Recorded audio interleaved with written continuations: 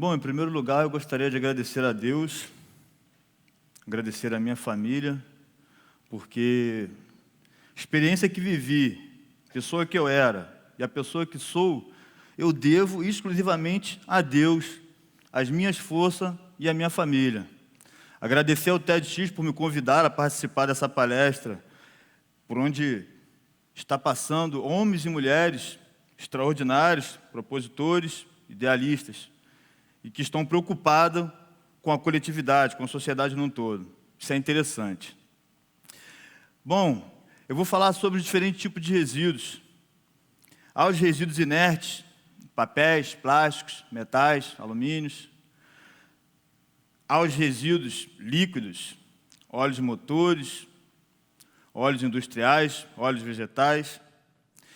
E há os resíduos orgânicos, que são os restos de nossos detritos, restos de detritos de animais, restos de comidas, restos de verduras, e que é um malefício extraordinário para toda a sociedade, para mim e para você, independente do território onde a gente mora, independente da classe social, independente do poder aquisitivo. Os resíduos, eles são gerados em todo canto da cidade, em todo canto do planeta, assim posso dizer. Mas os dados mostram que os grandes volumes de resíduos, ele vem de dentro das favelas, de dentro das comunidades. Sou oriundo de uma delas. E existem outros tipos de resíduos que fluem do ventre da pátria amada mãe gentil e que poucas pessoas estão preocupadas com a logística reversa desse tipo de resíduo. Resíduo é uma situação, eu vivi essa situação. Me identifiquei resíduo, consegui me reerguer, conquistei força, tive apoio familiar, no entanto, estou aqui. Falando do complexo do Alemão, dos diferentes tipos de resíduos que ali geram, e de acordo com os dados que temos, 91 toneladas de resíduos são gerados diariamente. Nós olhamos os resíduos como um grande problema, e sim é o lugar aonde ele está disposto. Se olharmos com outros olhos, podemos ver nos resíduos um outro tipo de potencial. Dessas 91 toneladas de resíduos que são geradas no Complexo do Alemão e que são geradas em outras comunidades no planeta num todo, nós temos 54,60% de orgânico, maléfico, agressor, porque ele emite metano constantemente. É matéria-prima para a produção de um tijolo ecológico que deveria estar transitando entre vocês. Eu trouxe, mas acabei deixando o tijolo aqui atrás. Esse percentual de orgânico maléfico que cria dentro dos dutos cidades para diferentes vetores e que vivem ali atraindo para o nosso meio diferentes tipos de doenças. Os gastos em saúde e outras coisas mais, não dá para entrar nesses pontos porque o tempo é curto. Mas temos que olhar esse resíduo como uma matéria-prima e se preocupar com a sua destinação legal e correta. Por gentileza, obrigado, amigo. Os outros percentuais, o plástico, aqui tem um tijolo, tá? Processo com Lix, ele tem 37% de algodão, é papel moeda, da Casa da Moeda, é um tipo de resíduo que ele tem que ser bem destinado. Eu gostaria que vocês pudessem tocar e passassem de mão em mão, não atira na cabeça de ninguém não, por favor. Gente, dos plásticos, quais são os tipos de utensílios que nós temos que é oriundo do plástico? Quase todos. Quase todos. O fone de ouvido, a capa do laptop, uma série de outras coisas, e que hoje a gente continua, ou na verdade as grandes indústrias continuam fazendo extração dos recursos naturais, quanto que a gente poderia voltar para esses recursos que já estão aí, causando um grande problema, gerando uma série de malefícios, atraindo vetores, atraindo doença, gerando custos enormes, né? Fazer a destinação legal desses resíduos, fazer a logística reversa desses resíduos de maneira socioambiental, envolvendo e inserindo pessoas. A mesma coisa papéis. Tudo que é possível ser produzido a partir do papel. A gente não precisa estar extraindo tantas árvores na Amazônia como nós estamos extraindo. A gente está tendo um problema de aquecimento. Não preciso ficar citando, que já foi citado aqui, todo o malefício que vem a partir do resíduo. Eu quero focar nos benefícios. Resíduo humano. Quando eu emiti essa expressão, teve uma pessoa que me criticou. Mas essa mesma pessoa, que eu não vou citar o nome, eu acompanhei ela no final de uma palestra e a gente encontrou algumas pessoas na porta daquele espaço. E essa pessoa que me criticou se expressar daquela maneira, ela atravessou, ela deu a volta para não passar por um andarilho, para não passar por um catador, para não passar por um mendigo, por uma pessoa em situação de rua. São descaminhos. O que você sabe em relação a essa pessoa? O que fez essa pessoa chegar naquela situação? Foi um descaminho. Eu vivi o meu descaminho, hoje estou totalmente encaminhado e tentando replicar a oportunidade de encaminhamento para outras pessoas. A pessoa que me criticou... Muito obrigado. A pessoa que me criticou, ela sinceramente, ela deu a volta e eu fiquei observando e no final eu fui falar com ela. Cara, é por isso que eu falei que é resíduo. Eu vivi a experiência de ser resíduo, tem muitas pessoas vivendo a experiência de ser resíduo e nós... formados, conscientes, né, de uma série de coisas mundo afora, a gente não consegue tratar aquela pessoa como um semelhante, como um ser humano, não consegue. É pelo odor, é pela maneira que está vestida, é por estar em situação de rua, é por uma série de outras situações. Então a gente repele aquela pessoa, a gente não absolve aquela pessoa. Às vezes, numa troca de palavras, a gente muda o ritmo de caminhar daquela pessoa. Depende da maneira com que a gente olha, depende da maneira com que a gente vai receber essa pessoa. Gente, eu estive... No entanto, pode ser difícil, mas não é impossível, porque se fosse eu não estaria aqui. Não sou eu o único exemplo, há vários outros exemplos. A gente precisa criar estrutura que possibilite a logística reversa do ser humano. Existem projetos de preservação de trocentas espécies que estão em extinção. Existe hoje o projeto da Política Nacional de Resíduos Sólidos que visa a logística reversa dos resíduos.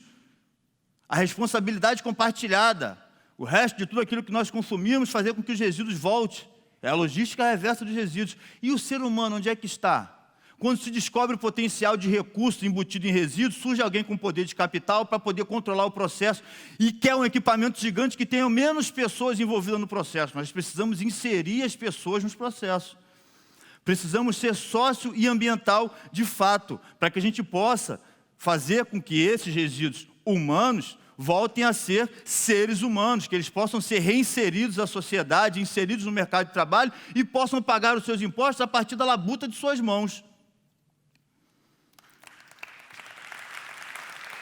Essa frase é para que a gente possa refletir, e isso é fato. Quando uma pessoa tem fome, a gente tem que alimentar. Quando uma pessoa tem sede, a gente tem que levar água. Ao encurralar o inimigo, deixe uma saída. Se sentirem totalmente encurralados, lutarão até a morte. Sun Tzu, Arte da Guerra. Existem vários tipos de resistência. Hoje a minha resistência é uma resistência social, propositiva, em cima de uma coisa que todos visam como um problema. E eu olho com outro tipo de olhar e consigo ver solução. No entanto, o que eu quero dizer em cima desse texto, dessa frase, é que existem pessoas resistindo de maneira armada, de maneira primitiva, por falta de consciência humana daqueles que estão no poder. Nós temos uma proposta, nós temos um projeto, eu me reinseri, eu me reintegrei a partir da coleta de óleo vegetal residual. Toda a família consome isso, toda a família gera resíduo. A gente tem que olhar os resíduos como matéria-prima para geração de trabalho e renda, para reintegração social das pessoas, para poder produzir matéria-prima para toda a indústria que está consumindo e está extraindo no lugar errado. Está extraindo dos recursos naturais. A gente está vendo a questão do aquecimento, a gente está vendo a questão da água, do desemprego, da fome, da miséria. Existe uma mensagem de que teremos, já foi anunciado, não sei dizer há quantos anos, de que teremos 1000 anos de paz. Mas onde haverá paz com tanta miséria, com tanta fome, com tanta desigualdade? Nós temos um sonho, é a proposta do resíduo por vidas. Não ser manipulado por quem tem maior recurso, mas ser manipulado por aquele que quer distribuir o recurso, para que a gente possa fazer pessoas reincidirem às suas casas, fazer pessoas reatarem os seus laços familiares, e a partir daí a gente poder fazer outro tipo de intervenção que são necessárias.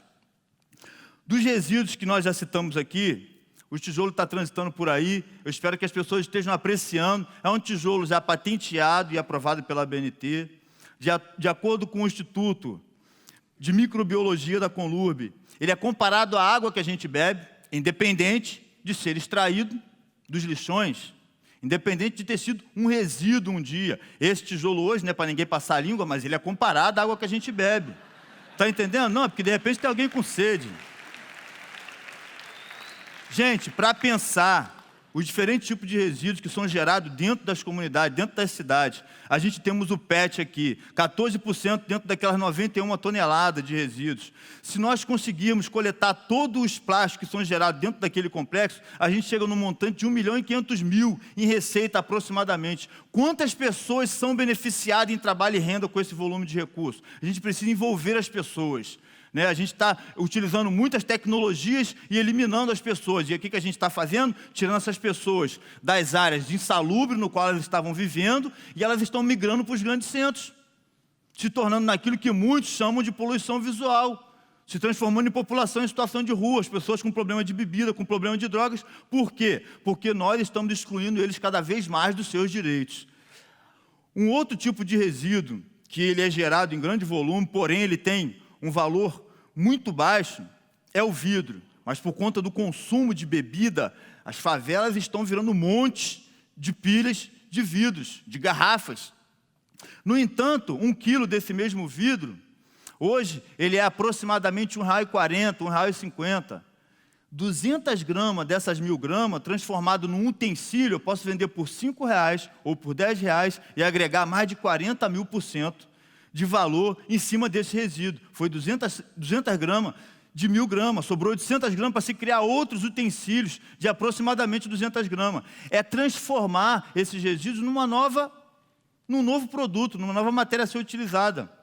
A questão do orgânico, além de destinar corretamente um resíduo que ele é danoso a toda a sociedade, nós estaremos preservando árvores na Amazônia, porque os métodos de construção hoje, por parte das construtoras, consome muita madeira. É madeira para tapume, é madeira para coluna, é madeira, e extração o tempo todo, e depois é tudo jogado fora. Nada é reaproveitado. A gente precisa iniciar um novo processo de extração. É reaproveitar os resíduos que geramos. Ao invés de arrumar um lugar para estar entulhando tanto resíduo, é a gente reaproveitar e transformar isso num produto.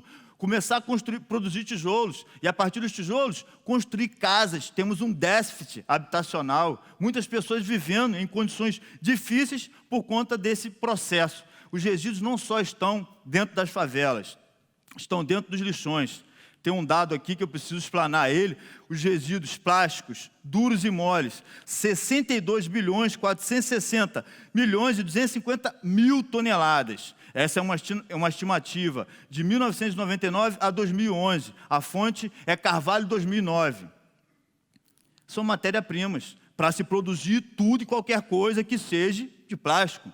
Organoterroso, matéria-prima para se produzir tijolos em volumes, gerando postos de trabalho sustentáveis para se produzir casas, para combater o déficit habitacional, para combater a desigualdade no qual nós vivemos, para gerar postos de trabalho, para interferir nas comunidades com renda, em parceria com empresas que estarão cumprindo a sua logística reversa. E aí nós interferiremos dessa forma na saúde, que tem um gasto exorbitante, porque estaremos direcionando corretamente os resíduos, traremos para a sociedade qualidade de vida, educação, porque sem educação nada disso acontece, segurança, por quê? Porque estaremos fazendo a reintegração do ser humano, estaremos fazendo a logística reversa das pessoas que estão em descaminhos. Não interessa a mim, a você, o porquê do descaminho. O que interessa é que é um semelhante que nós temos que trazer ele para dentro do processo novamente. Senão um dia ele vai bater a minha porta ou a sua porta. Logística reversa dos resíduos sólidos, dos resíduos orgânicos e a logística reversa do ser humano. E nada disso acontecerá se nós não estivermos juntos, se não cooperarmos mutuamente um com o outro. De todos os problemas que aqui foram citados, o problema não está nas organizações, nas ONG, no município, no estado, no governo federal. Estão nas pessoas, porque atrás de cada uma dessas organizações tem pessoas. Então o que precisa mudar são as pessoas. Nós precisamos mudar a nossa maneira de ser, nós precisamos mudar o nosso comportamento, as nossas atitudes e os nossos atos. Nós precisamos nos reciclar para ser um novo ser. E aí, a partir do novo ser que seremos, aí nós iremos ver isso refletir na sociedade e no mundo como um todo. E eu fico por aqui e agradeço a oportunidade.